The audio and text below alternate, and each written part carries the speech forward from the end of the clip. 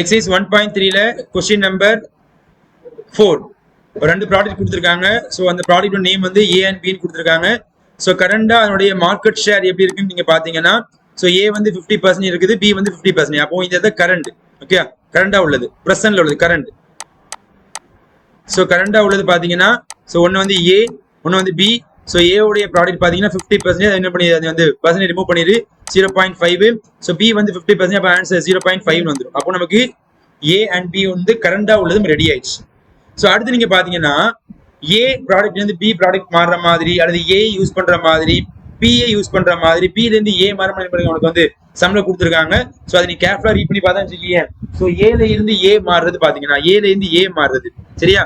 So ஏல இருந்து ஏ மாறுறது பாத்தீங்கன்னா உனக்கு வந்து 60% கொடுத்துருக்காங்க. அப்ப ஆன்சர் 0.6 அர்த்தம் சரியா. அடுத்து ஏல இருந்து, ஸோ ஏல இருந்து பி எத்தனை பேர் மாறுறாங்கன்னு நீங்க பாத்தீங்கன்னா ஆன்சர் 40%. ஸோ 40%னா ஆன்சர் 0.4 அர்த்தம் சரியா. அடுத்து பி ப்ராடக்ட் யூஸ் பண்றவங்க திரும்பியும் பி ப்ராடக்ட் எத்தனை பேர் யூஸ் பண்றாங்க நீங்க பாத்தீங்கன்னா, ஸோ ஆன்சர் வந்து பாத்தீங்க 80% சரியா. 80% கொடுத்துருக்காங்க. அப்ப ஆன்சர் பாத்தீங்கன்னா 0.8 அர்த்தம். பி யூஸ் பண்ணவங்க ஏ மாறுறது வந்து 20% கொடுத்துருக்காங்க. ஆன்சர் 0.2 சரியா. அப்ப இதை வச்சு நம்ம டிரான்ஸ்ஃபர் மேட்ரிக்ஸ் ரெடி பண்ணிடுவோமா? டைரக்டா ஆன்சர் வந்து டிரான்ஸ்ஃபர் மேட்ரிக்ஸ் ஓகே, நீ டேபிள் மாதிரி போட்டு எழுதிக்கோ, டைரக்டா எழுதுறேன். அப்ப டி அப்படிங்கிற மேட்ரிக்ஸ் பாத்தீங்கன்னா ஃபர்ஸ்ட் ஏ சேர் இடம் 0.6, அடுத்து ஏ பி சேர் இடம் வந்து 0.4, அடுத்து பி இங்க வரும் 0.8 வரும், அடுத்து பிஏ வந்து பாத்தீங்கன்னா 0.2 இங்க வரும். நமக்கு தேவையான டிரான்சிஷன் மேட்ரிக்ஸ் ரெடி ஆயிட்டு அவங்க டி மேட்ரிக்ஸ் ரெடி. நான் டேபிள் மாதிரி போட்டு எழுதணும். நான் டேபிள் மாதிரி போடாம என்ன பண்ண டைரக்டா எழுதிட்டேன். ஏபி அடுத்து என்னது ஏ, ஃபர்ஸ்ட் ஏஏ அடுத்து ஏபி, அடுத்து பிபி செகண்ட் வரும், அடுத்து பிஏ இங்க வரும் ஃபர்ஸ்ட் வரும். பாத்துக்கும் இந்த டேபிள் மாதிரி போட்டு என்ன பண்ணி எழுதி பிராக்டிஸ் பண்ணிக்க மறந்துடாதீங்க. முடிஞ்சிச்சா? இப்ப அடுத்து என்ன இருக்காங்க, find the share after 1 week and after 2 week. அப்ப முதல் வாரத்துல எனக்கு எப்படி ஷேர் இருக்கும், செகண்ட் வாரத்துல எப்படி ஷேர் இருக்கும் அப்படின்னா இதே மாதிரி ஒரு எக்ஸாம்பிள் பண்ணேன். ஓகே இல்லையா? அல்டர்னேட் மெத்தட் பார்த்தோம். அப்போ ஃபர்ஸ்ட் வீக் என்ன இருக்குது அதை முடிச்சதுதான் செகண்ட் வீக் போக முடியும். ஓகே தானே? அப்ப இந்த இடத்துல ஆஃப்டர் 1 வீக் ஃபர்ஸ்ட் என்ன பண்ண, ஆஃப்டர் 1 வீக் முடிக்க போற பாத்துட்டே வா. After first week. அப்ப ஆஃப்டர் ஃபர்ஸ்ட் வீக் உனக்கு வேணும்னா கரண்டா உள்ளது கூட இந்த டீயை பிரிக்கிறோமா? அப்ப கரண்டா என்ன இருக்குதுன்னா 0.5 0.5, இது கூட நான் டிரான்சிஷன் மேட்ரிக்ஸ் பெருக்க போறேன். 0.6 0.4 0.2 0.8 மல்டிப்ளை பண்ணுமா? First row first column. So first row first column. So டைரக்டா ஆன்சர் எழுதிட்டே வரேன் பாருங்கம்மா. ஆன்சர் 0.3 பிளஸ் அடுத்து 0.1 வரும். என்ன பண்ணிட்டேன், எக்ஸ்ட்ரா உள்ள 0 ரிமூவ் பண்ணிட்டேன், பாயிண்ட்க்கு அப்புறம் வரக்கூடியது. அடுத்து ஃபர்ஸ்ட் ரோ செகண்ட் காலம் பாத்தீங்கன்னா 0.2 பிளஸ் அடுத்து பாத்தீங்கன்னா 0.4 ஓகேவா.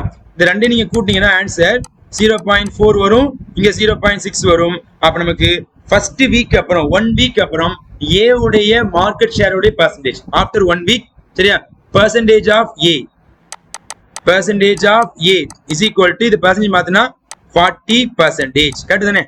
1 வீக் அப்புறம் எழுதணும் okay, after 1 week. So percentage of B is equal to, இது பெர்சன்டேஜ் மாத்தினா 60%. அப்போ இது கூட நீ 100 பேருக்கு, இது கூட 100 பேருக்கு உனக்கு என்ன வந்துடும்? சோ 1 வீக் அப்புறம் உள்ள அந்த ஏ உடைய ஷேர் எவ்வளோ, பி உடைய ஷேர் எவ்வளோ வந்துடும். ஓகேவா? புரியுதா இல்லையாப்பா? ஓகேவா? இது 1 வீக். அடுத்து எனக்கு ஆஃப்டர் 2 வீக்ஸ் கேட்டிருக்காங்க இல்லையா? அப்ப நமக்கு 1 வீக் முடிஞ்சதை வச்சுதான் செகண்ட் வீக் போக முடியும். விளங்க முடியுதா இல்லையா? அப்ப நமக்கு after second week, after second week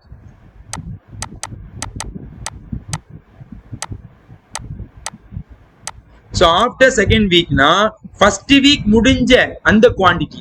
so first வீக்கோட ஆன்சர் பாத்தீங்கன்னா 0.4 0.6, இது கூட என்ன பண்ணணும், டி மேட்ரிக்ஸ் மல்டிப்ளை பண்ணணும்.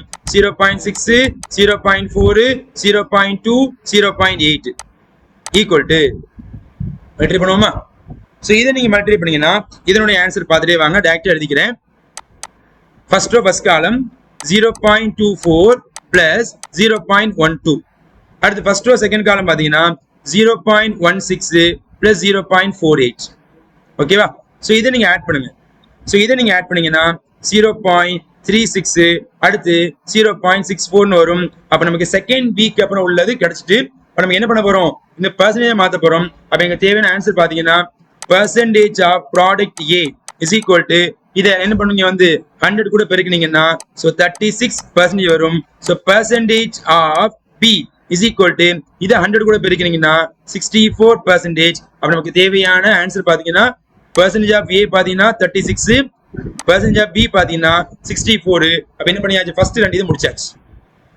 அடுத்து என்ன கேட்கலாம், if the price for continues, இதே பிரைஸ் கண்டினியூ ஆச்சுன்னா when is the equilibrium reach? அப்ப ஈக்குவிலிபிரியமா இருக்க சொல்ல A and B உடைய ஷேர் என்னவா இருக்கும்? அதே தான் கண்டினியூவா போயிட்டு இருக்கு, கூடல குறையல.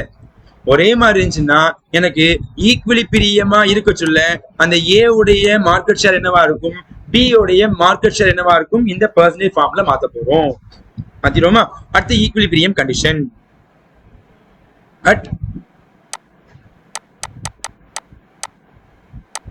Equilibrium condition. So what is the equilibrium condition formula pa? A B into T is equal to what is the answer? AB AB. இதுல முக்கியமான ரூல் என்னன்னா A வையும் B யும் கூட்டினா what is the answer? 1. இது நம்ம அளவு தெரிஞ்சுக்கணும். சரியா இல்லையா? இப்போ என்ன பண்ண போறோம், டிரான்ஸ்மெண்ட் அப்ளை பண்ணிடுவோமா? ஃபர்ஸ்ட் A அடுத்து B. சோ டிரான்சிஷன் மேட்ரிக்ஸ் நீங்க பாத்தீங்கன்னா சோ ஆன்சர் 0.6 0.4 அடுத்து 0.2 0.8. So equal to AB matrix எழுதிக்கிறேன். A இங்க B matrix எழுதியாச்சு. ரெண்டையும் ப்ராடக்ட் பண்ணுங்கப்பா. So answer 0.6A அடுத்து plus 0.2B அடுத்து 0.4A plus 0.8B is equal to என்ன இருக்குதுன்னா AB ன்னு போட்டுக்கொண்டுதான். சரியா? அப்ப நான் என்ன பண்ண ஃபர்ஸ்ட், நான் ஃபர்ஸ்ட் இது ஈக்குவல் பண்ண போறேன். So first one is equal to first one. Equal பண்ணிக்கோமா? ஃபர்ஸ்ட் இது ஈக்குவல் பண்ணீங்கன்னா 0.6A plus 0.2B is equal to A. அப்ப இந்த B வேணும். அப்ப B யோட ஆன்சர் பாத்தீங்கன்னா 1 minus A போட்டுருவோமா? அப்ப இந்த இடத்துல B க்கு பதிலா 1 minus A போட்டுக்கிறேன். அப்ப 0.6A plus 0.2 into 1 minus A is equal to A ன்னு போடுங்க. இது உள்ள ப்ராடக்ட் பண்ணிரு.